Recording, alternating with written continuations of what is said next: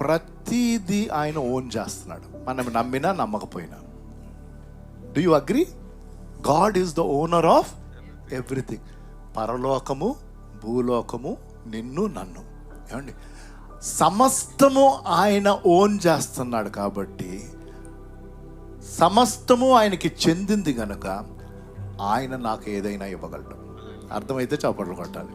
Because he owns everything, he can give me anything. హల్లెలూయా.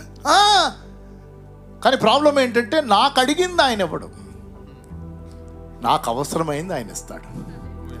మనకు అది కాదు కదా, నేను అడిగింది ఇచ్చేయాలి.